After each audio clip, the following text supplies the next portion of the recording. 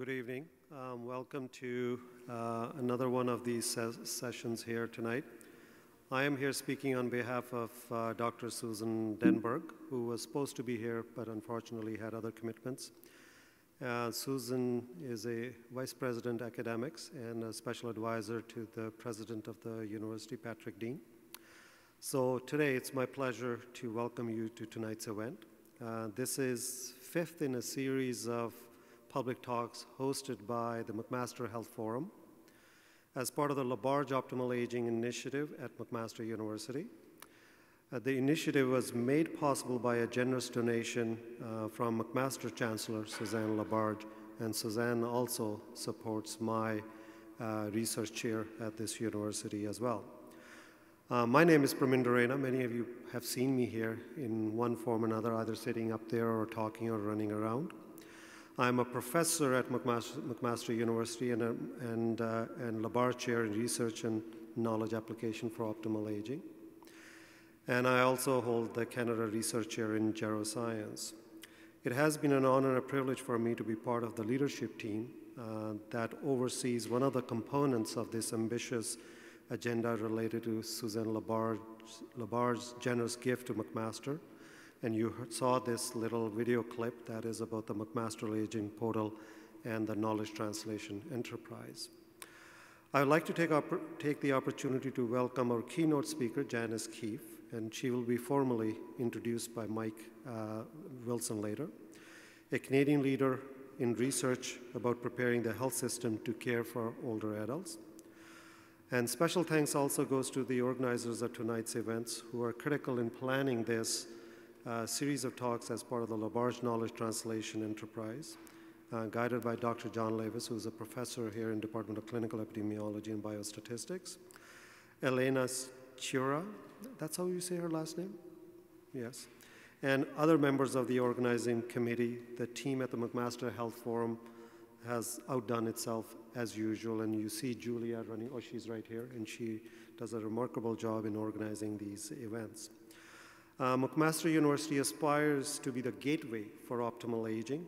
We have a number of complementary and collaborative initiatives, including, as some of you are the members of the Canadian Longitudinal Study on Aging, the Gilbrea Centre for Studies in Aging, and recently established McMaster Institute of Geroscience that are guiding the McMaster towards a leadership position among Canadian institutions in the realm of aging research and knowledge translation. Our established expertise is growing and becoming more widely recognized, aided by a recent launch of the McMaster Optimal Aging Portal, that the video clip you just saw. And tonight provides another opportunity, unique opportunity to participate in a dialogue about caregiving support. With an estimated 8.1 million Canadians providing informal or unpaid care to relatives or friends with health problems or aging-related needs, a number that is expected to continue rising as the population ages, it is imperative that health systems and societies in general address the challenge of providing the right kind of supports for caregivers. And I was speaking with tonight's speaker, Janice, earlier on, and we're having a discussion that aging is not only a health or medical issue, it's an important social issue. And some of the things Janice is going to talk about are going to touch on those aspects. I trust that tonight will be a starting point for many other discussions at the university and your homes and communities. I will now turn the proceedings over to Mike Wilson, Assistant Director of the McMaster Health Forum, to introduce Janice. And thank you for coming and enjoy the presentation. Thank you, Parminder. So welcome to everyone tonight here at McMaster Innovation Park, and also welcome to everyone who's joining us on our online live web stream. So I'm Mike Wilson, as Parminder mentioned. I'm the Assistant Director at the McMaster Health Forum, and I'm also an Assistant Professor in the Department of Clinical Epidemiology and Biostatistics. So before I introduce the agenda tonight, I just have a few quick housekeeping notes for us. First is that there will be an opportunity for questions following Dr. Keefe's presentation and after the remarks from the discussants. So for those in attendance, we have a microphone set up for you towards the front here for you to come up and ask questions. And those participating online can submit their questions and comments on Twitter using the MacAging hashtag, and then I'll receive them and read them out to the speakers. For those in the room, if any of you do have your mobile phones on, we just kindly ask you to turn them off to silent mode for the duration of the event. And then lastly, I just want to mention that, as you might have noticed, we will be taking photos throughout the event, and we're recording the session so that those who couldn't join us tonight, either in person or online, will be able to watch it later on our YouTube channel. And the recording will be available in the next couple of weeks. So I have the pleasure tonight of introducing the agenda for the public talk by Dr. Janice Keefe. And as Parminder mentioned, tonight is the fifth in a series of 7 public talks that we've organized by at the McMaster Health Forum about a range of topics related to the theme of optimal aging. These talks, as Parminder mentioned as well, have been made possible with support from McMaster University's Labarge Optimal Aging Initiative, and this talk is presented also in collaboration with the Ontario Association of Community Care Access Centres and with the Gilbrea Centre for Studies on Aging. For those interested, the full roster of events that we've put on and have planned are outlined in handouts that we have available at the desk at the back of the room, as well as on our website at www.mcmasterhealthforum.org. So the topic tonight about preparing caregivers in the system about what lies ahead builds on a citizen panel that we recently convened in November about improving care and support for unpaid caregivers in Ontario. So we convened a number of citizens and had a day-long deliberation. It was a really fascinating conversation, and a lot of great information came out of that.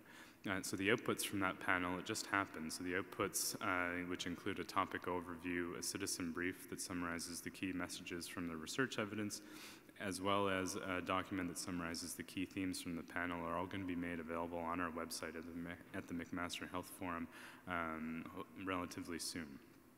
So now on to the agenda. We're really privileged to have Dr. Keefe with us tonight. She's a Canadian leader in research about preparing the health system to care for older adults. And some of her many fantastic roles include being a professor in the Department of Family Studies and Gerontology at Saint Vincent University in Halifax, Nova Scotia. She's the Lena Isabel Jodry Chair in Gerontology and the Director of the Nova Scotia Centre on Aging at Saint Vincent University. And some of which Parminder mentioned, this topic is just particularly important because the number of people over the age of 65 is expected to double in the next 20 years. And family and friends provide 80% of home care in Canada. So with an estimated 8.1 million people acting as caregivers to relatives or friends for their aging-related or healthcare needs, there's just a really clear need both to prepare those people who are providing care as well as the system to address these challenges going forward. So we're really thrilled to have Janice with us tonight to share her really valuable insights about this topic that's really important to so many of us. So we're also joined by Allison Williams and Diane Charter, who will each provide some brief remarks after hearing Janice's talk. Allison is a professor in the School of Geography and Earth Sciences, a CIHR research chair in gender, work, and health, and leads a research program examining caregiver employees here at McMaster University. And Diane is a retired professional and a family caregiver, and she'll be sharing some of her thoughts based on those experiences with us after the talk. So following questions, we're also going to invite Amanda Grenier, Associate Professor in the Department of Health, Aging and Society and the Director of the Gilbrea Centre for Studies in Aging, to share some remarks on behalf of the co-sponsoring organizations. So overall, just welcome to all of you. We're really excited to have all of you here. And now I'll just invite Janice to come up and provide us with her talk. Welcome.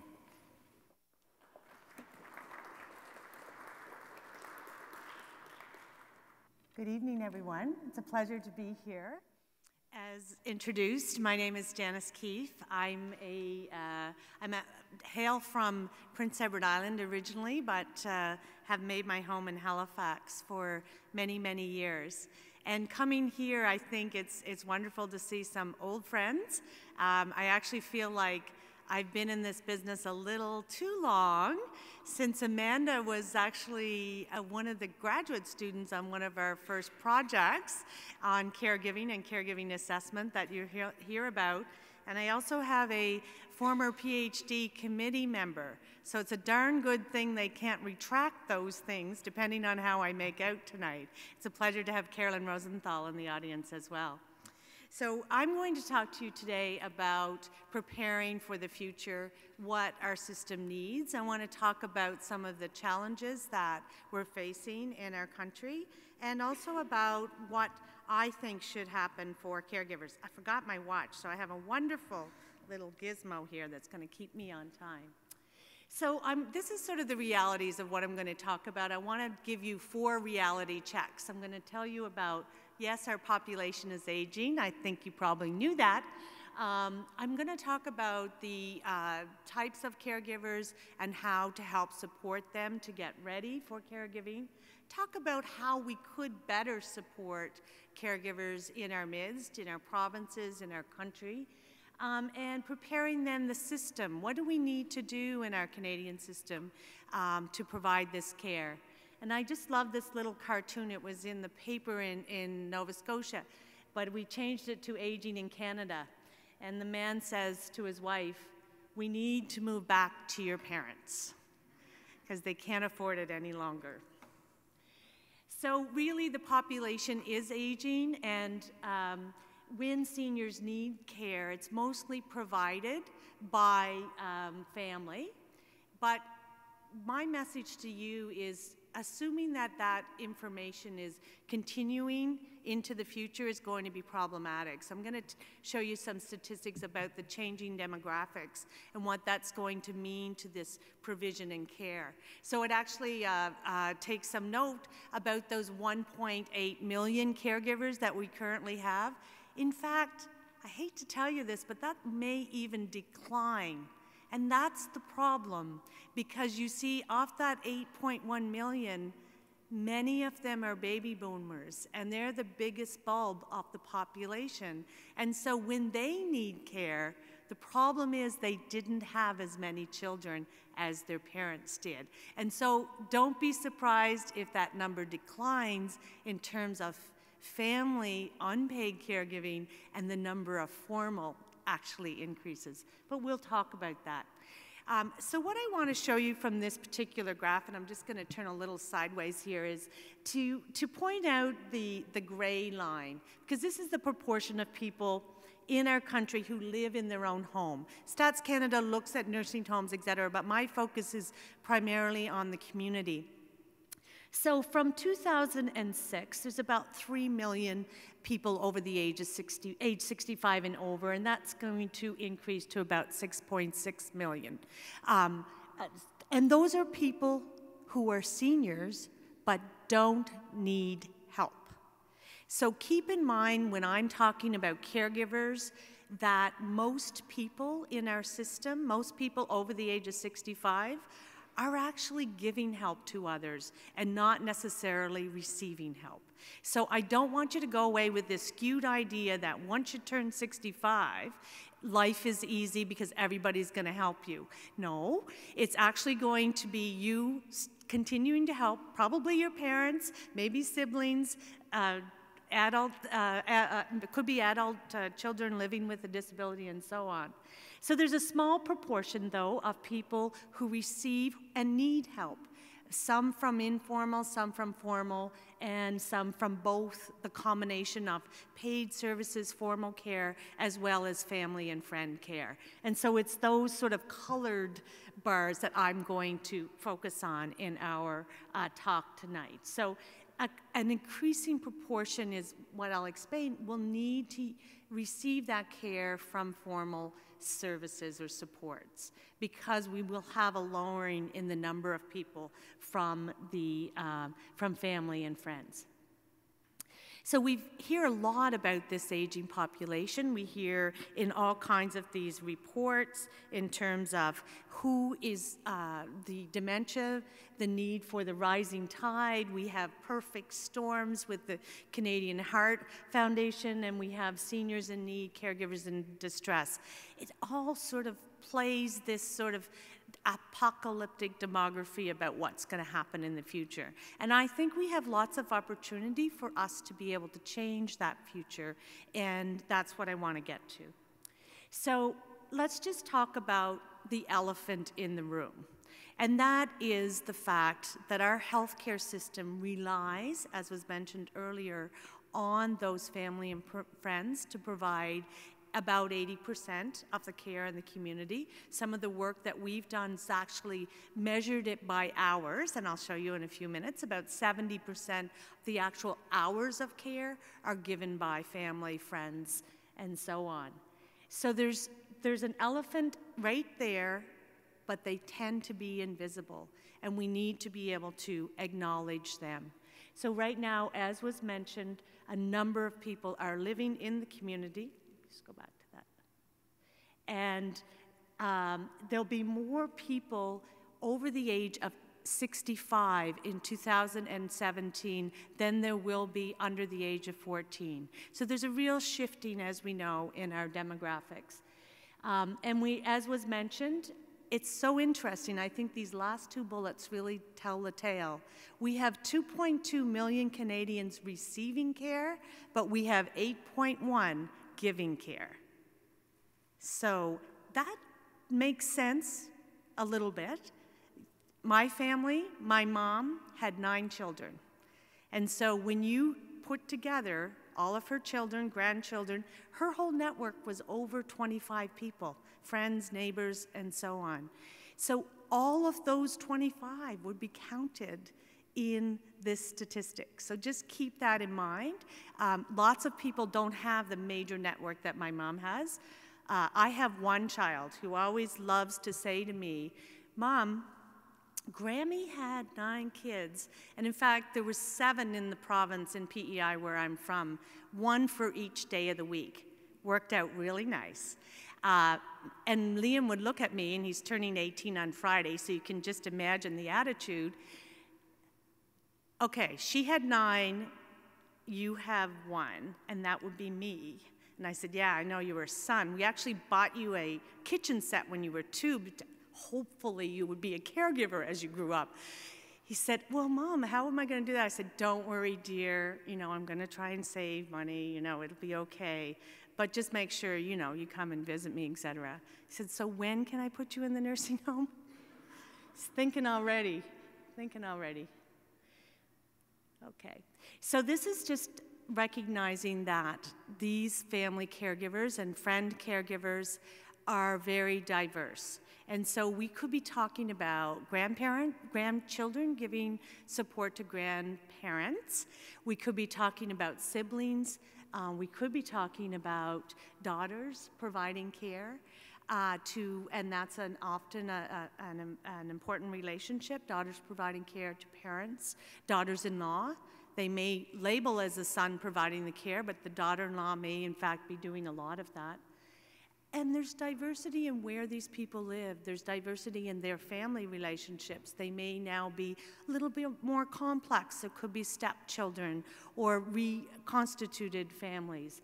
And so diversity in terms of values and cultures and levels of income. So recognizing all of that needs to be taken into place. So I love this depiction because to me, families and family friend caregivers are often like a root system of a tree. They're often underground and they are invisible. And we fail to recognize the good work or the essential work that they do for making the tree live. But it also is a good metaphor for the different types of families, because some families, as you can be well aware, are very closed, no one knows their business, and they're those trees that the roots go straight down. And then there's other ones where the roots, the willow tree that, will wrap around everything looking for water all over the place. And then there's some root systems that are extremely complex, and we definitely have family systems like that. So caregivers are a diverse group, and they need to be recognized as individuals. And that's one of my key points tonight, that they are individuals and they need to be supported and provide services to them.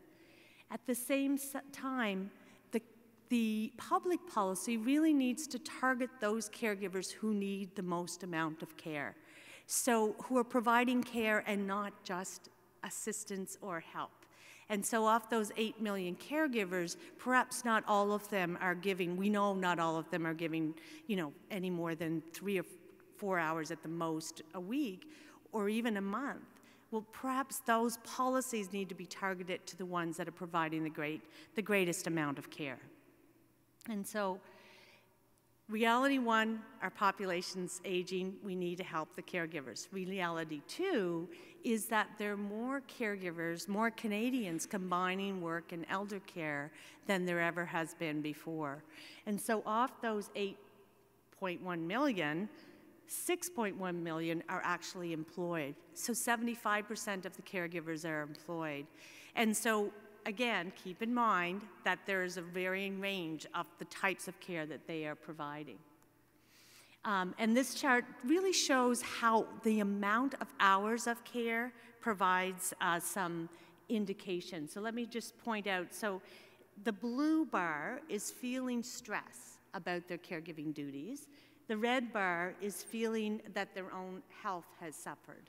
So you can see those that are providing 2 to 4 hours of care a week are certainly less stressed than those that are providing 20 hours. So these are the levels of significance between each. And so stress increases as the number of hours per week increases, as well as the health increasing the number of hours that are provided each week. So another graph talking about the longer the hours of caregiver and how that really impacts on their life at work. And the two sort of variables here are having a disruption. The light blue is having a disruption in their work life, such as arriving late, or more significantly, reducing the hours of weekly amount of work that they do weekly. And so you see as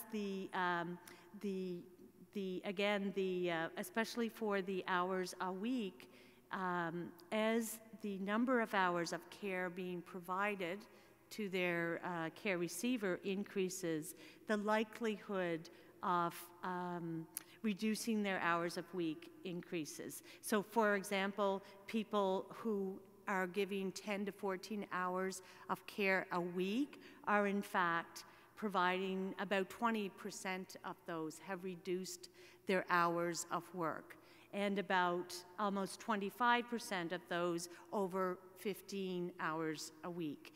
And so what does that mean? Well, those individuals have both the short-term consequences of not getting paid for those hours, but they also have the longer-term consequences of reductions in pension plans and in their potentially their capacity to improve their work environment through career changes and so on. So in 2007, we know that employed caregivers collectively, all employed caregivers combined, missed 1.5 million hours, workdays, 1.5 million workdays per month in Canada. And that's significant. And certainly because of that, one of the areas that I've been most interested in is, I'll tell you about this panel that I've been involved in with the federal government, where employers themselves have been looking at how they, in their workplaces, can better support family caregivers. So just as a summary, certainly providing at least 5 hours of care a week appears to be a significant threshold for experiencing disruptions in the workplace. And so from my perspective, I think as policymakers, we have to start thinking about recognizing the scope of caregiving And for those individuals that are providing one half an hour a week, let's get them ready for potentially helping out more if they want to. So what are the kinds of things that they need to be thinking of? But let's direct policies to the individuals who are providing the most amount of care and who really need it.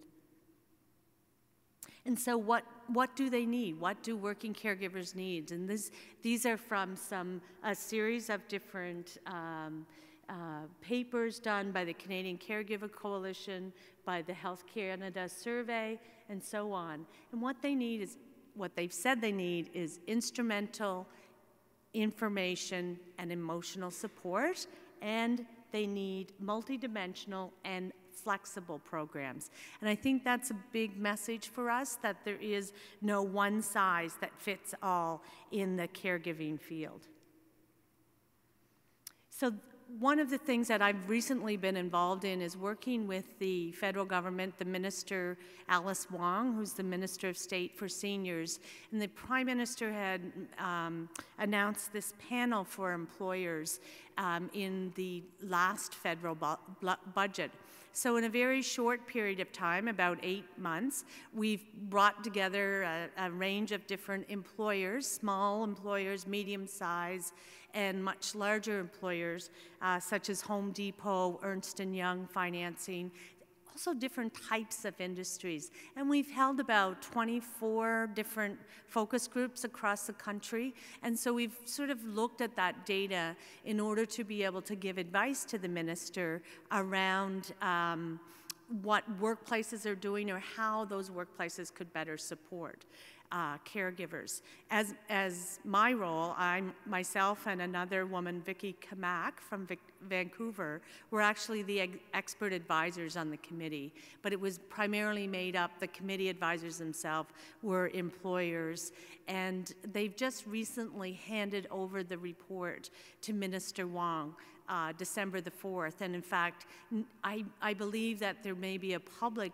presentation of that report in late January. So keep your eyes ready for that, and it'll be interesting to see the outcomes of that particular initiative.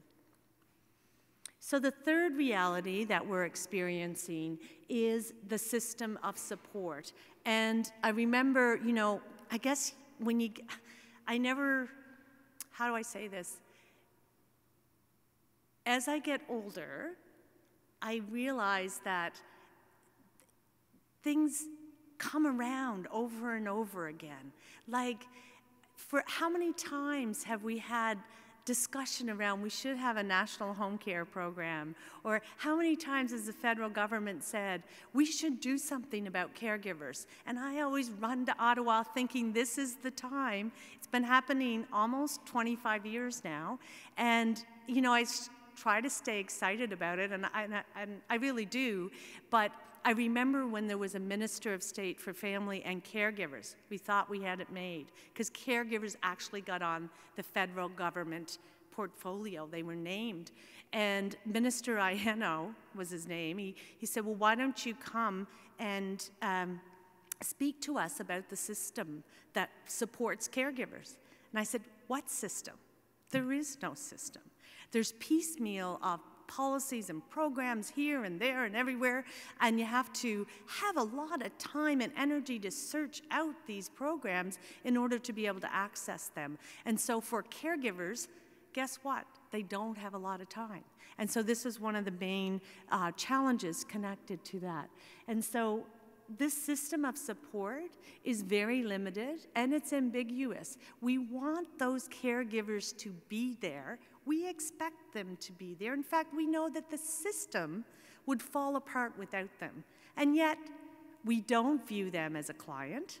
We don't give them direct services. They can only access services in our publicly funded programs through the care receiver. And so there's a real ambiguity around this supporting caregivers, I feel, in our country. And so here are some of the things we do have. We have at the federal government the compassionate care benefit, which is 6 weeks of employment insurance. You have to be eligible, you have to be employed, and your care receiver has to be scheduled to die within 4 to 6 months. And so who wants to go to their doctor to say, yeah, he's going to die, so I could get some time off? Really traumatic experience, and probably, I think, very much underused, and I know Allison is very much the expert in this, so I'll stop there. Tax relief. We have lots of different non-refundable tax credits in Canada. Some of the provinces have some refundable tax credits, Quebec and Manitoba, but the federal government is non-refundable, which means it's an inverse care law. You have to be paying money, you have to be paying taxes in order to benefit from it, and the people who are poorer or lower income and not paying taxes may be the ones who actually need the benefit more than others. Provincially, certainly we have a home care program, we have respite, we have some provinces, as I said, have tax relief, and some of those are refundable. And certainly they, in my province anyway, they help to support the Caregivers Nova Scotia in terms of education and information and support groups. In the community, we have a whole range of different organizations like the Alzheimer's Society and some of the caregiving associations that provide some support, as well as Meals on Wheels. We know there's a whole host of community-based organizations, but they tend to be piecemeal, and they tend to be more likely to be in urban settings as opposed to some of the further out settings. And then, of course, we have private services. We can access services if we have sufficient resources to do that, if there's enough human resources to provide it, and that's another huge issue for us. So this is where, right now, caregivers can go for support. There is no one-stop shopping for caregivers at all, because they're not even recognized as a client in the overall system. So here's my thinking on what some of the ways are in order that are needed to provide support. So I think we need to think about support across multiple sectors. I'm not suggesting that individuals or families don't have a role in this, but I don't believe it's fair for us as a society to expect those families to provide 80% of the care. In fact, some of our families are not capable of doing that. They don't live next door to their family member. They don't even live in the same province. Some of them may not even live in the same country. So we have to be careful about those hidden expectations for care. We do have government. I think it has a role. The voluntary sector has a role, as does the private sector. But here's some of the things that I feel that certainly the government or state system could do. They could beef up our health and continuing care system. They could focus more on the community and less on the acute care system. They could provide more respite care. In fact, they could recognize caregivers as a client, as someone who could actually access that respite themselves. Right now, they often have to go through and have the permission and agreement of the care receiver for the caregiver to get any services. And part of that is potentially assessing what the caregiver's needs are. So we've had a real diversity, as I mentioned before, of caregivers. We have a diversity of needs. So why don't we ask the caregiver what is difficult for them and then adjust what we do accordingly? How we support them could be based on their needs. We could enhance that employment insurance policy. We could make it longer. We could make it so that people could take a day a week to care for a loved one instead of having to take the full 6 weeks all at once. Why not have them be able to provide that palliative care to an individual for the same amount of time away from work, but extended over a 6-month period where they would be able to provide some support. We could change some of our labor standards policy that would enable some of these leaves to take place. Certainly, as I've mentioned, we're looking at employer initiatives to provide support to caregivers. We need to start thinking about the human resource conditions as well for those personal care workers, we call them continuing care assistants in our province, in order to improve their wages, their working conditions, so we can attract and keep people in this field. And I have a whole series. This is one of my real interest areas, and I think it's important we start thinking about how we can financially support caregivers. There's a lot of input, there's a lot of expenses that go into providing care to an individual, from transportation to all of the challenges that people have with decreasing their employment hours and so on. So we could, in my province in Nova Scotia, we have an actual caregiver benefit that's income-based, but it's non-taxable. So if you're eligible, in fact, you receive $400 a month. It's not a lot of money, but for some caregivers, it provides them with that flexibility to be able to purchase additional respite, to be able to do some things for themselves that they might not have had access to.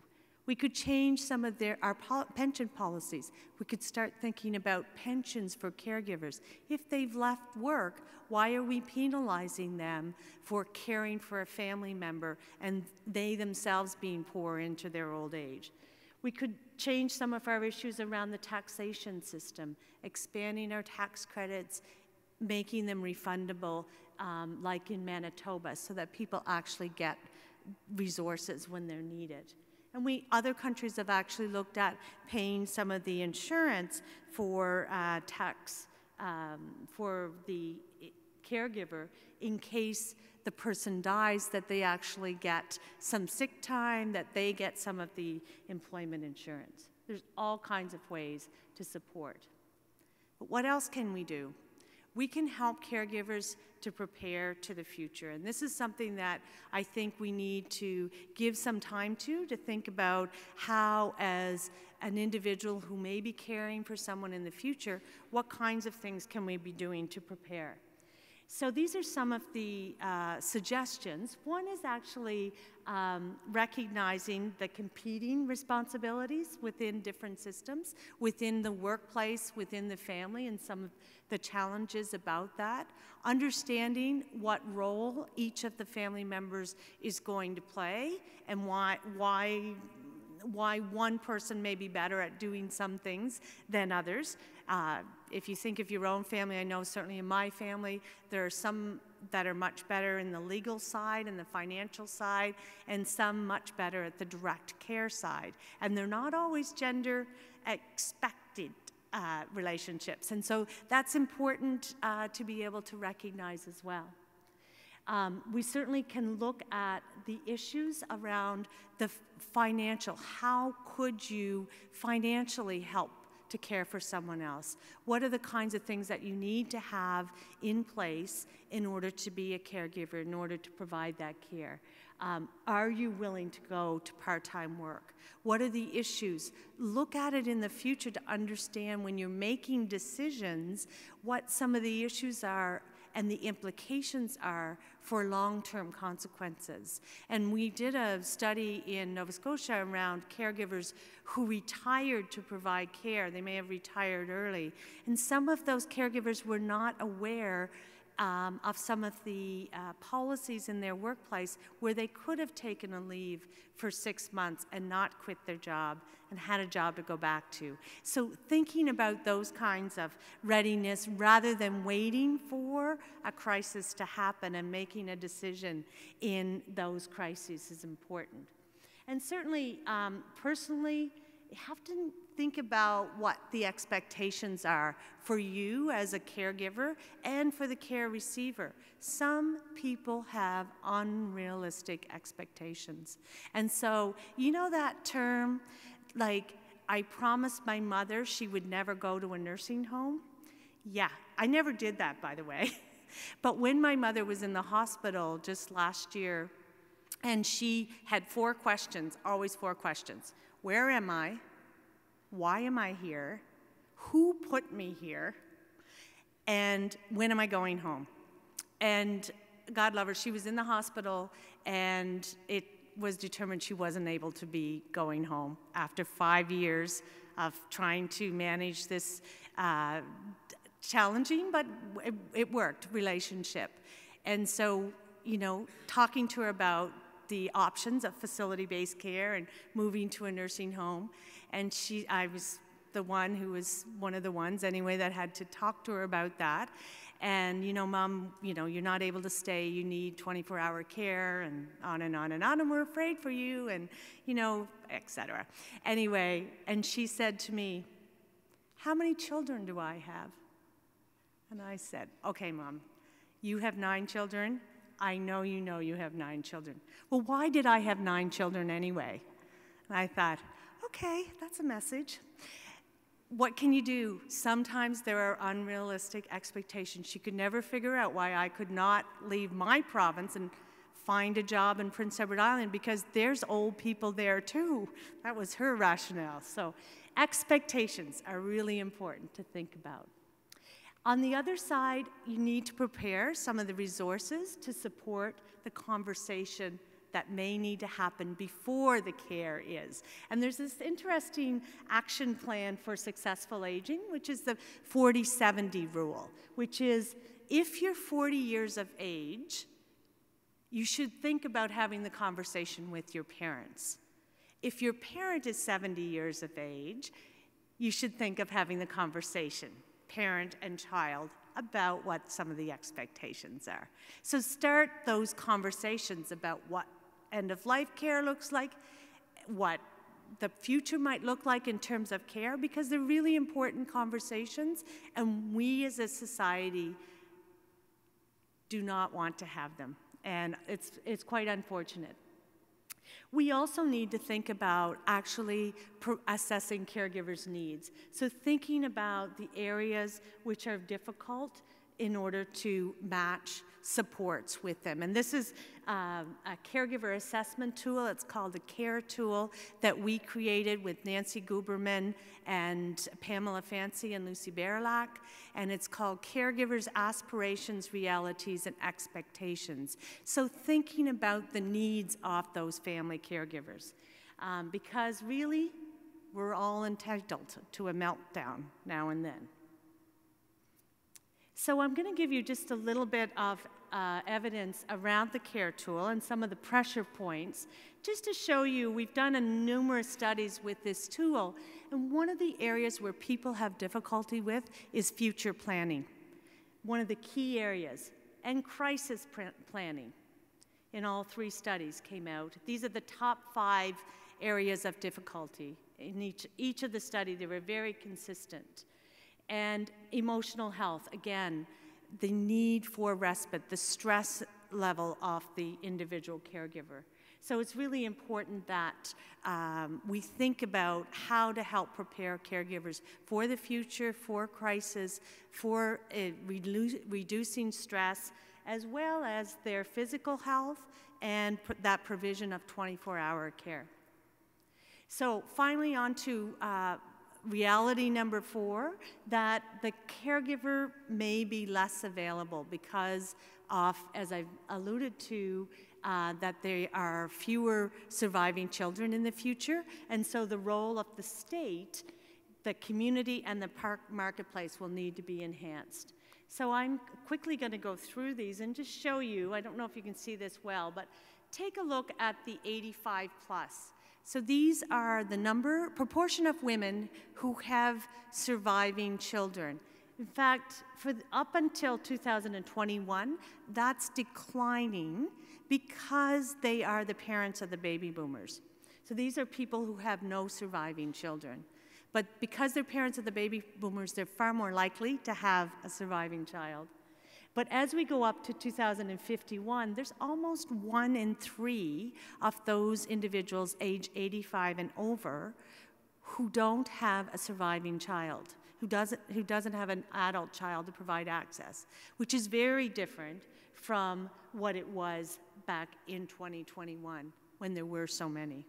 So there's going to be a challenge in the future where you might have a partner but no children, because you have a much smaller network. And so this is why I think this family, if you look at family and friend only, it's actually declining. This is some of our projections, that the proportion of people who receive help from family and friends only is going to decline. And the proportion of people who provide support or receive support from formal services will actually increase over time.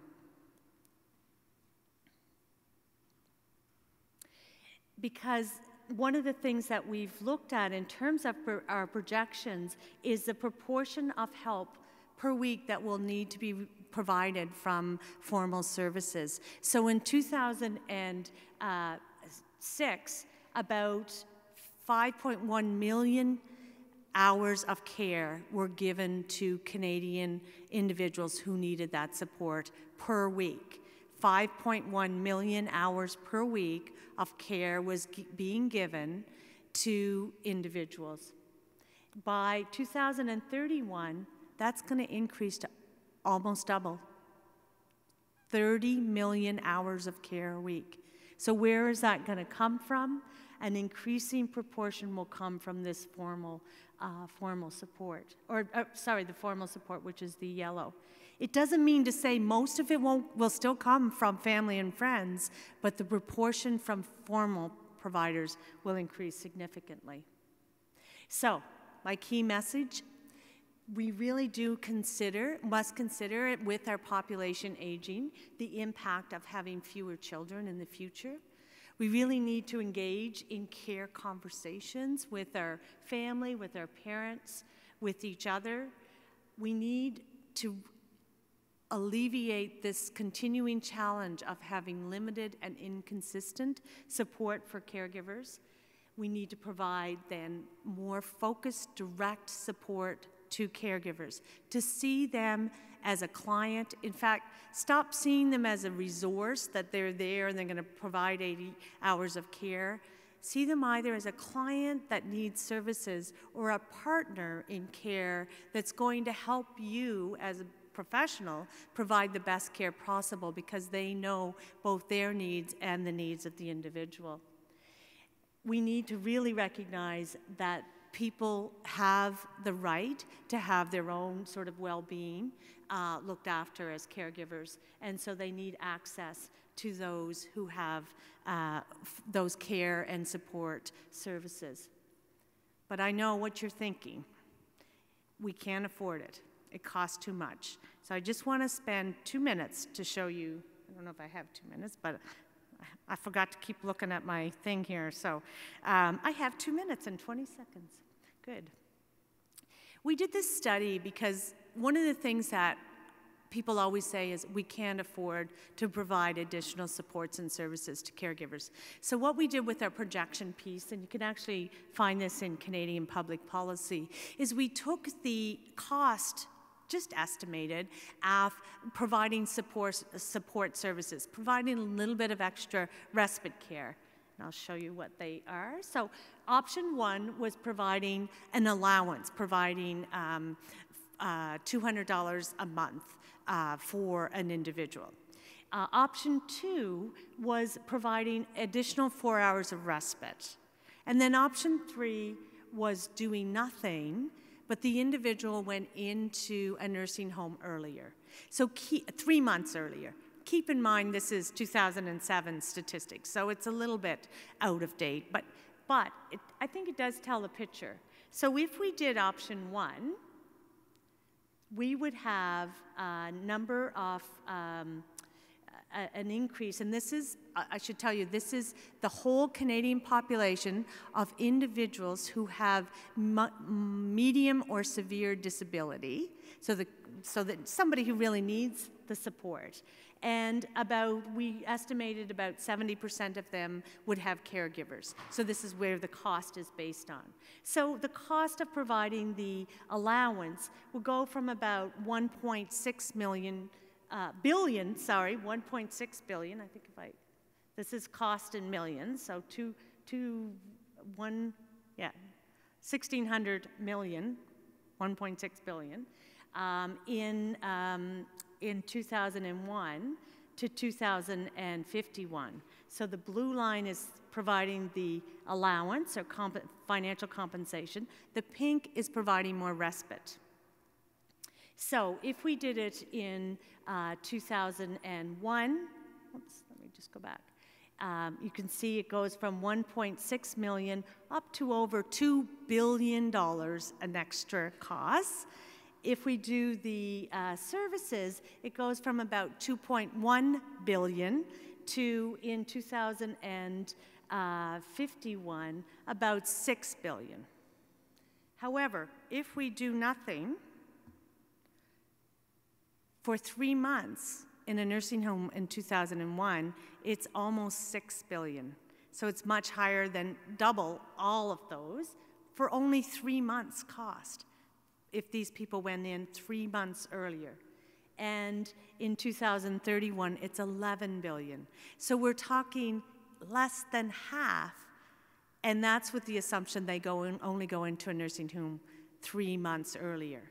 So when somebody says we can't afford it, it costs too much, what we need to say is we really need to consider the social and the economic consequences of not supporting caregivers. So, thank you. So thank you very much, Janice. It was a great talk. So now I'm going to invite Alison Williams to come up and give her remarks based on Janice's presentation. So welcome, Alison.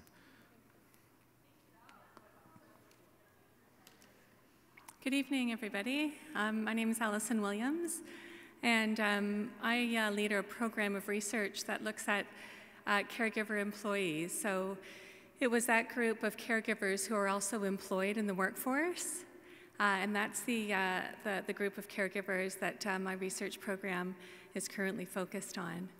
And so some of the employers that Janet was speaking of are employers that I'm working with in order to encourage them to put in place what's called caregiver-friendly workplace policies, which are policies which support caregivers at work. So I'm going to be talking a little bit about this particular issue with you. And certainly, I don't have all the time that Janet has, so I'm going to be quick and dirty about it. So I may need to look at my notes, so I apologize for that. So one of the statistics that Janet shared with us is that 8.1 million unpaid caregivers in Canada represent 6.1 million caregiver employees. So 75% of those providing care in Canada are also working in the paid labor force. And consequently, they are experiencing both short and long-term consequences, as Janet had outlined, including reduced hours of work, lost income, and in some cases, leaving the workforce altogether. And Dr. Keefe had proposed in her talk 4 pillars of support, including the private sector, government, and individuals and families.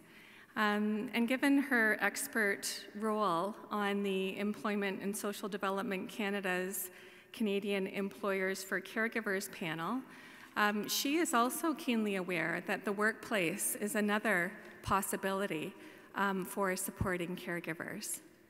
And they can do this through the availability of what I've called caregiver-friendly workplace policies. We know that in Canada, we certainly do need to step up to the challenge of managing this workforce who are experiencing a number of different tensions, these tensions are negatively impacting their physical health as well as their mental health. Consequently, caregivers are finding themselves either having to drop the caregiving role or drop their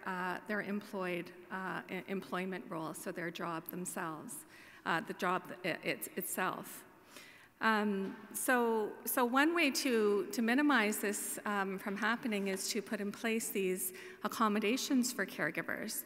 And these caregiver-friendly workplace policies are defined as deliberate organizational changes in the workplace to reduce work-family conflict, or support employees' lives outside of work.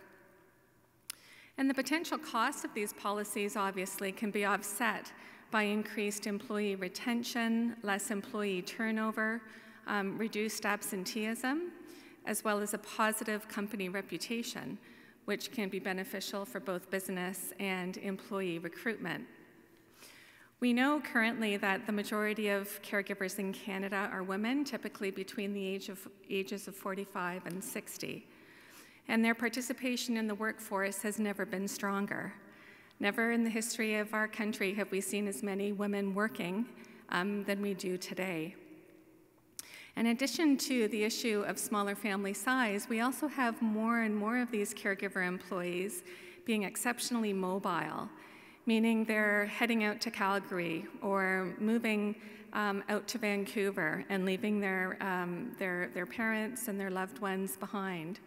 We also know that in rural Canada, this is particularly an issue, and consequently, many Canadians who need the care are not being provided with the support required, which speaks to the importance of friends and neighbors.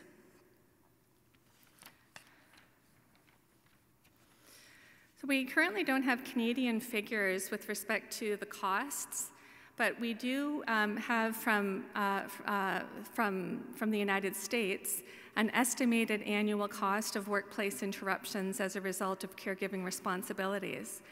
And certainly Janice had provided some numbers around hours of work, but we know in the US it estimates between $11 and $29 billion annually. So from a business perspective, we see that employers currently have much to gain from offering caregiver-friendly workplace policies, while simultaneously decreasing role strain for caregiver employees, and consequently enhancing their job satisfaction and minimizing their mobility out of the workforce.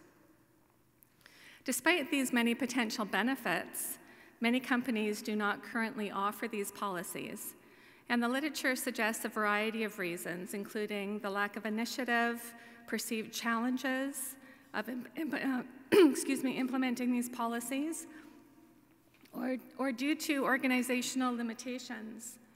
Sorry, I've got a little bit of laryngitis. Just getting over this issue. So we know, and certainly from my own research, we know that human resources, and particularly human resources personnel, are a clear indicator of whether or not a workplace can in fact offer such policies. We also know that employers with larger staff are more able to provide these policies. And we also have confirmation from the literature that employers who have women in high-ranking senior positions are more likely to implement these policies because they have the knowledge, the experience, and the resources to do so. We also know that workplaces who have a high use of technology are also more likely to accommodate these caregiver employees, as technology often leads to greater work flexibility. Within the research literature, there's a variety of policies that have been identified as either currently in use or as proposed beneficial policies that could be implemented. And some of the more popular are flexible work schedules, the ability to use vacation time or paid sick leave, unpaid care leaves, at times beyond what are currently available through the government, such as the compassionate care benefit. Other common initiatives, although not as popular, include job sharing, working from home, either part-time or full-time, transferring to a different branch that's closer to home, reducing the hours of work to part-time, and the ability to work compressed work weeks. Many employers, particularly stateside, have also hired external companies or appointed human resources staff to provide support services, such as information on caregiving services, counseling, support groups, and workshops and seminars on caregiving issues. And in exemplary cases, employers will even offer support in the form of case management services, subsidized caregiving services, adult daycare facilities, emergency short-term care, flexible spending accounts, and web-based support groups or seminars.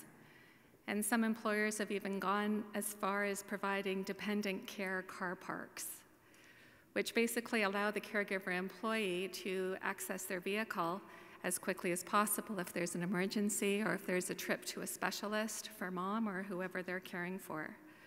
So clearly, such initiatives require the reallocation, if not reinvestment, of resources by employers.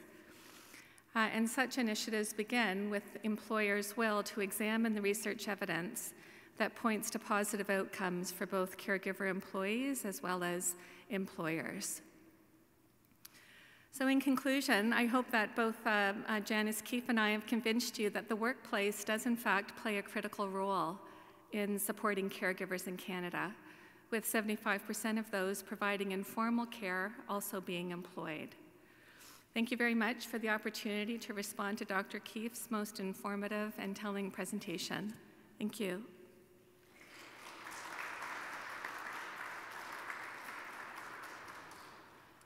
Great, thank you. So now we'll have Diane Charter join us to share her remarks. Thanks, Diane. Now we're going to bring this down a few notches because the only expertise that I have on this whole topic is lived experience. Over the years, I've cared for 2 elderly family members, my sister-in-law as well, a friend, and most recently I was the primary caregiver and healthcare advocate for my longtime partner during the final 3 years of her life.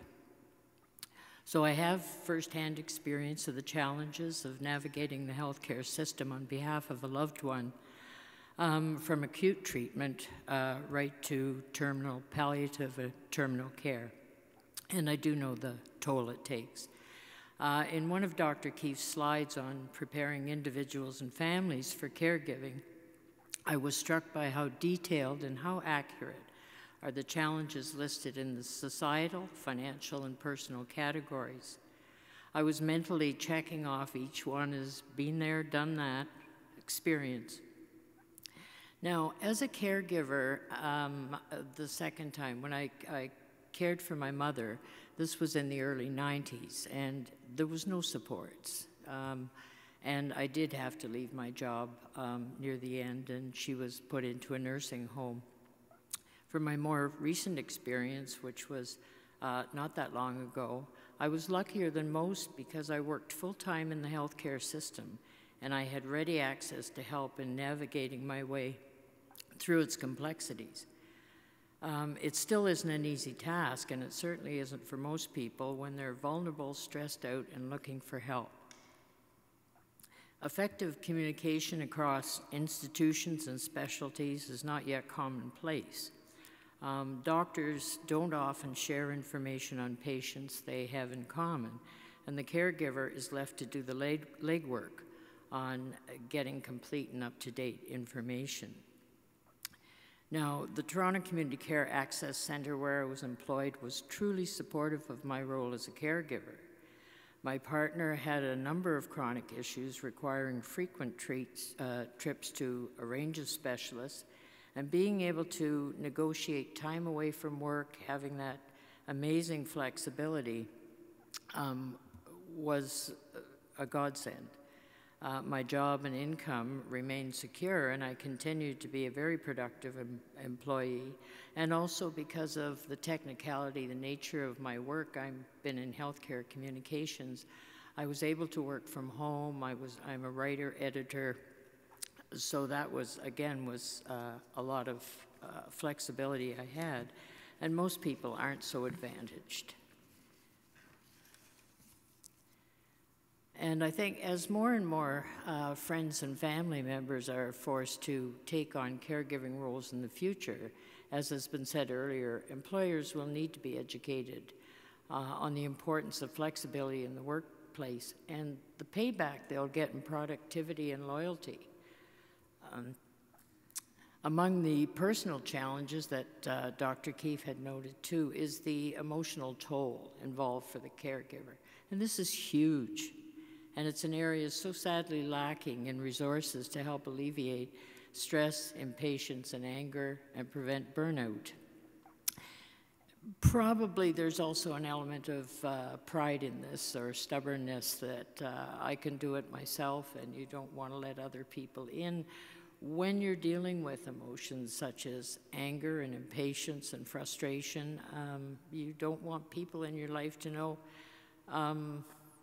this is how you're reacting, or to have a bad opinion of the other person that you're caring for.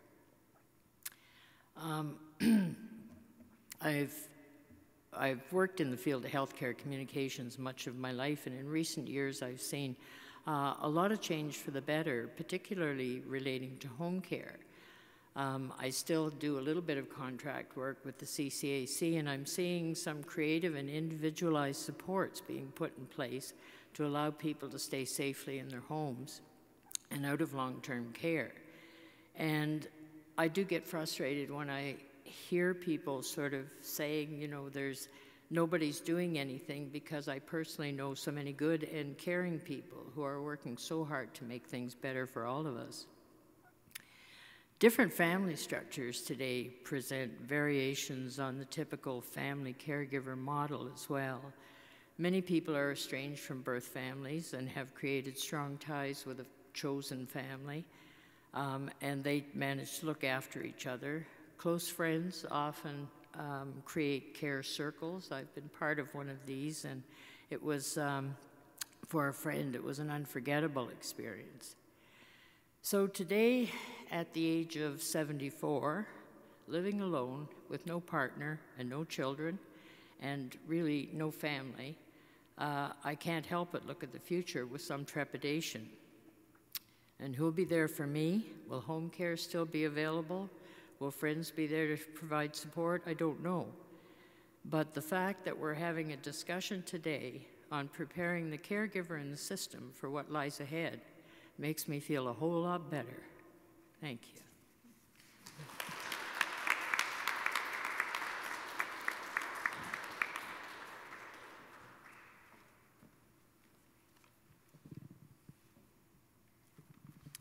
Thank you very much. So we have lots of time for questions now.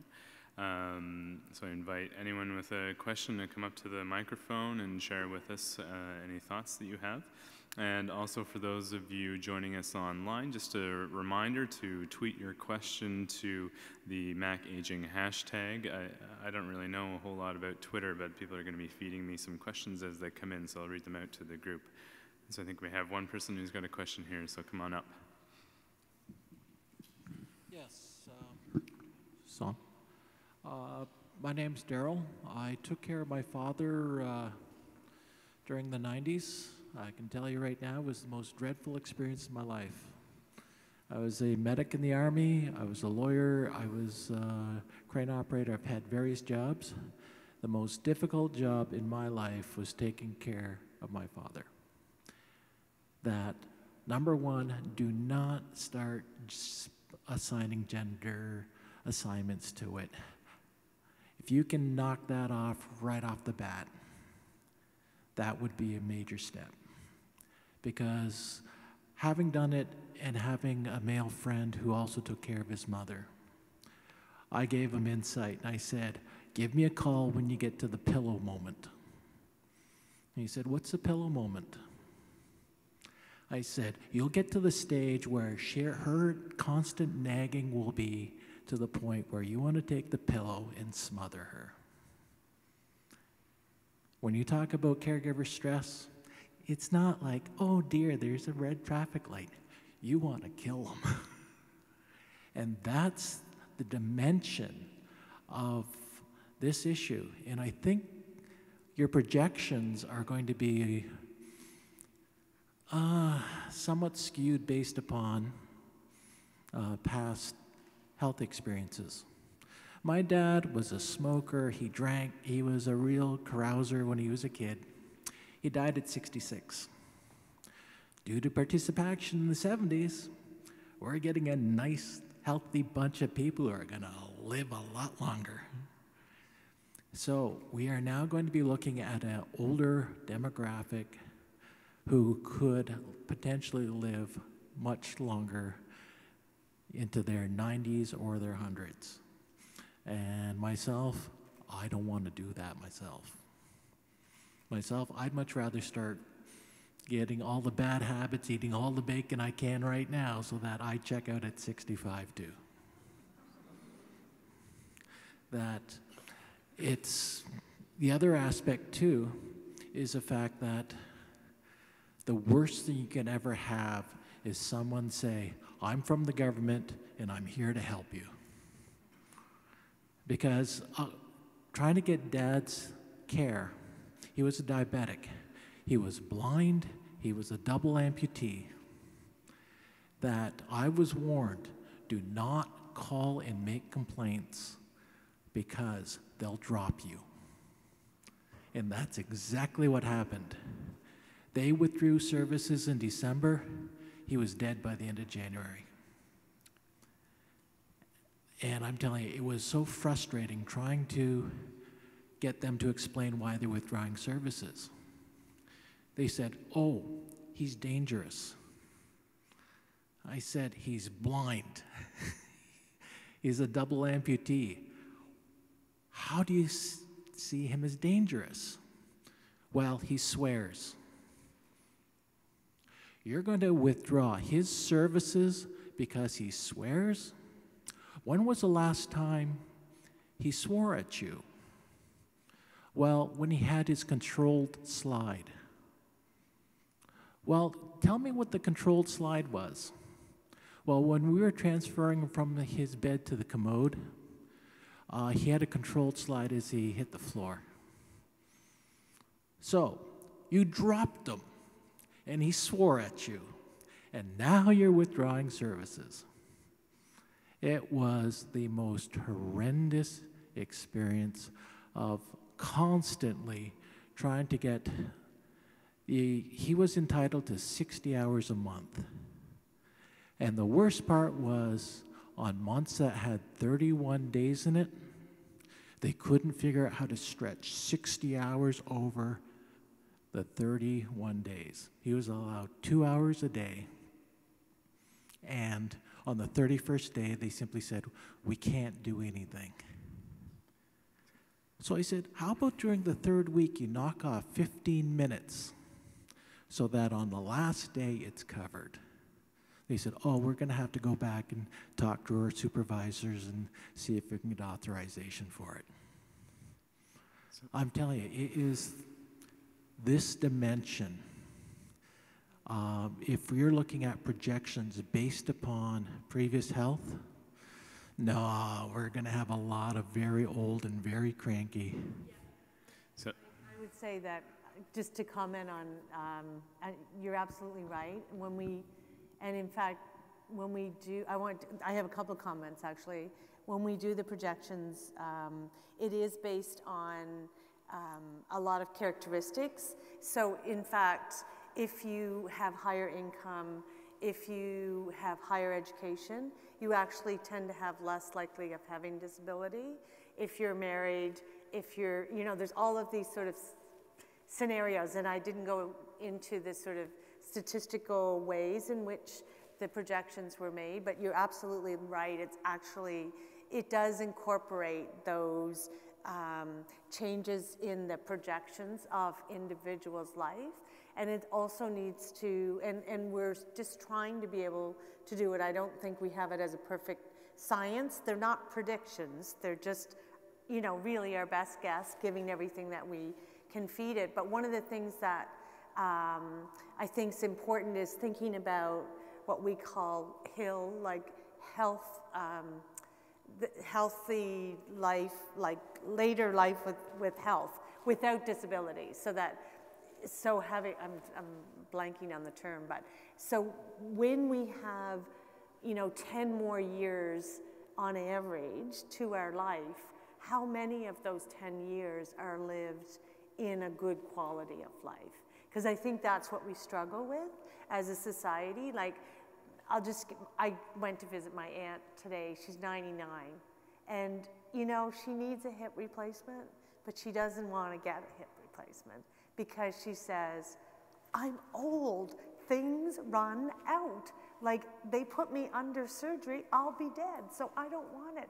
But she suffers from it, right? So it's that challenge of longer life and trying to figure out how to make it be healthy and have a quality of life, I think, connected to it. And the other thing I want to comment on was your comment about gender. And I think you're absolutely right. We often fall into that. Well, when you look at the overall statistics, if you look at the whole group all put together, you can start to see patterns, but you also lose the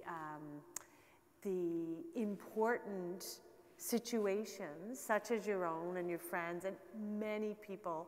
I know some colleagues whose whole research is on male caregivers, and the way in which they have, for whatever reason, in terms of their family dynamics and situation, actually taken on the primary caregiver. We have men living much longer now than they ever have before, and we have women who have much higher likelihood of chronic disease. So we have a lot of older spouses caring for their wives who have dementia. And that has evolved because in the past, they tended to die of the heart attack in 66 or 70. So you're absolutely right about that sort of gender stereotyping. There's still, when you look at the overall population, women tend to do more of the personal care.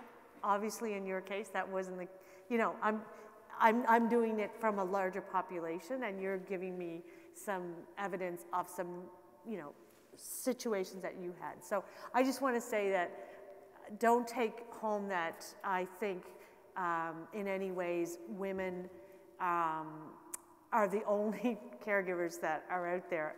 Totally don't believe that.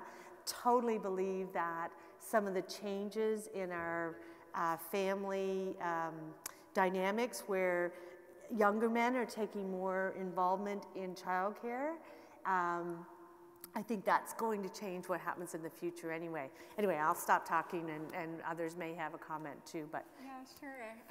If I may just build on that point made about gender, I think the research has shown that men are really good at managing care, whereas women are generally more likely to do the personal care. Although, given the fact that we are having smaller families, sometimes it's just a son who's available to provide the care. And they learn how to do all the personal care as well. So, you know, there are more and more men stepping up to the plate and providing the, you know, excellent care. I have a case in point. My godmother, who's 92 and suffering from very acute dementia, has her spouse, her husband, who's 3 years younger than her, providing all the care required, and they get 2 hours of home care a week. And so it's just astounding what he has learned how to do, from laundry to cooking to cleaning, not to mention, you know, all the typical formal care duties such as med management, taking, you know, my aunt to all her doctor's appointments and so on and so forth. And she had a double knee replacement, so lots of physio involved as well. Wow. But I did want to mention, you know, you make a really excellent point about longevity and how we are aging and we're living longer. And consequently, we're living with multiple comorbidities. And that's one of the largest growing number of patient populations in Canada and worldwide are those who have multiple comorbidities. And they're very sophisticated patients because they require care across a number of different diagnoses. The care required is often very, very challenging from a pharmaceutical perspective, from a medical perspective, and from obviously a caregiver perspective as well. And we're only learning now what these particular patients require. thanks to people like Jenny Plow and her staff who are working on a large research program addressing patients with multiple comorbidities. So thank you for that point. Okay, so we have a question that's come in over Twitter. They're wondering, what options do we have for respite for seniors taking care of a spouse 24/7, so near constant care? Do you have any good examples of the types of programs and supports that are available for those really intensive level caregivers? So, I'll defer to Allison. I'll tell you a little bit about some of the options in my province. The challenge that we have in Canada is, of course, every province and territory has their own system of care. But in our province, we certainly have respite care in facility-based options, so that many of the facilities have a respite bed that people can actually obtain, and usually at least in Nova Scotia, the cost of that facility is at a set rate. So it's very affordable for individuals in comparison to the, $150 a day. I think it's something like $30 a day, because it's really encouraged for people to use it. The other challenge, though, I think this 24-hour, if you needed someone to actually be in the household for 24 hours, I'm not sure that they're in our government agency would provide that care. Certainly, some provinces might be able to provide some reimbursement of expenses if people had an overnight caregiver, but again, I'm not sure what exists in Ontario. That is a very tough situation. Yeah. Do you have anything to add, either? I know that we have a similar thing in long-term care homes in Ontario, that you can get access to respite beds, very reasonable cost. I don't know of any services beyond that. Yeah, the one that I think I'm most impressed with, and I think there's a huge continuum of availability of respite depending upon where you live. So, each of us really need to look at multiple services across both the volunteer and the government-provided agencies to see what is available. And here in Hamilton, for example, we have a daycare program for Alzheimer's patients operated by the VON, which is, I think an envy of most other Ontarians, because that's really, really hard to come by, and it's just a remarkably well-serviced program.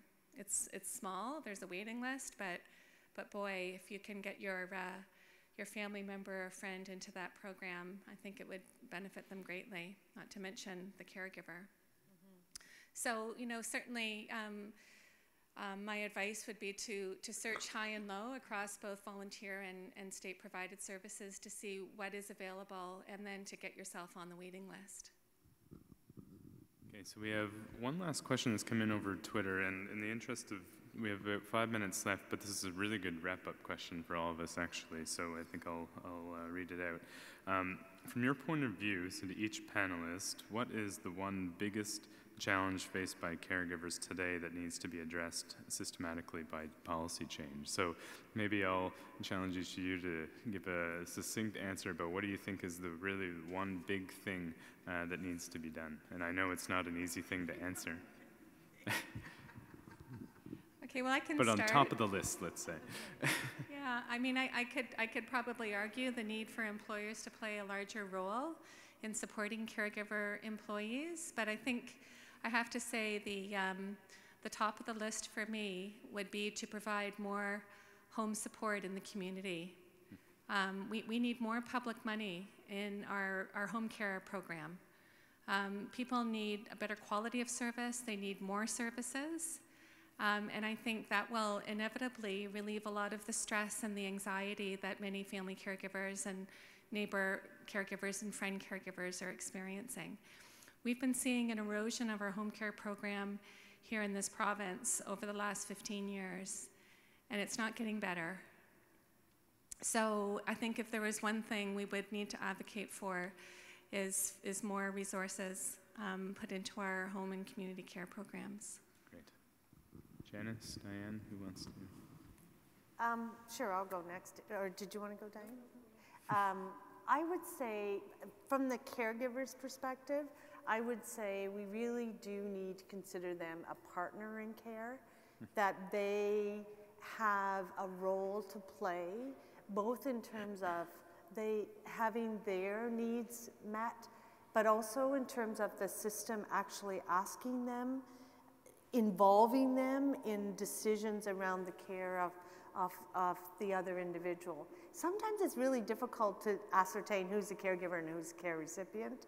And I think it's important to be, and I'm taking a line from the Nova Scotia Dementia Strategy, but to be person-directed and relationship-focused. So you recognize that there's others that are impacted by that care. Yep. So.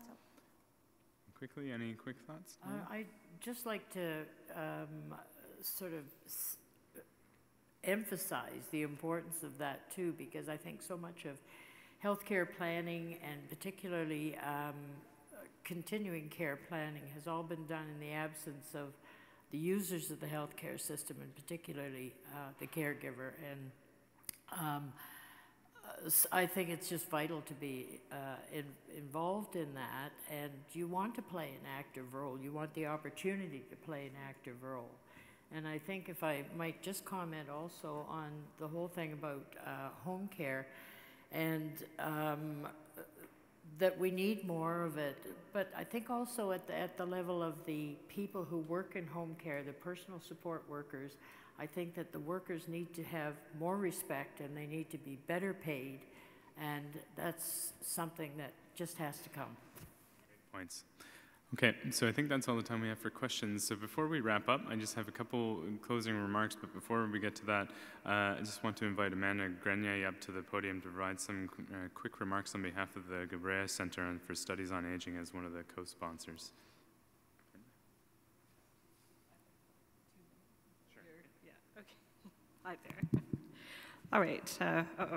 I scribbled some notes here, but I forgot my glasses. So I'm Amanda Grenier, and I'm director of the Gilbrea Centre for Studies in Aging. I hold the Gilbrea Endowed Chair in Aging and Mental Health, and I'm associate professor in Health, Aging, and Society. And the Gilbrea Centre is an interdisciplinary centre that's specializing in the studies of aging from a social perspective. And so as such, family relations, policies, and caregiving are really at the heart of what we're doing in the centre. So I wanted to extend a warm thank you to Janice for sharing her work on caregiving in Canada, to the McMaster Optimal Aging Initiative, and to the Ontario Association of Community Care Access Centres for inviting us to partner in this event. Janice, I felt that you've really underlined the intricate details of caregiving for us tonight, and that's been brought up through the discussions and the questions as well, and the importance of addressing caregiving in the future. And I felt that tonight's public lecture is also a step forward in raising the questions, raising awareness, bringing this issue to the forefront. There are a number of, you've illustrated that the assumptions of family care, that we can rely on family care, are extremely problematic, that there will be social, economic, cultural costs for caregiving, and that we must make changes for the future. So jumping off from this, there are a number of interconnected issues that we may also wish to consider as we move forward and plan for the futures of aging. In terms of social studies, we may want to think about how does this connect with the closure of long-term care beds across Canada? How does this relate to shifting family forms, global contexts of care, changing eligibility and age limits in pensions, and what will the implications be in terms of work and care in the future? So just a final thank you for raising awareness of the issues and for prompting us to think about what this means for the future of policy and planning in Canada. Thanks.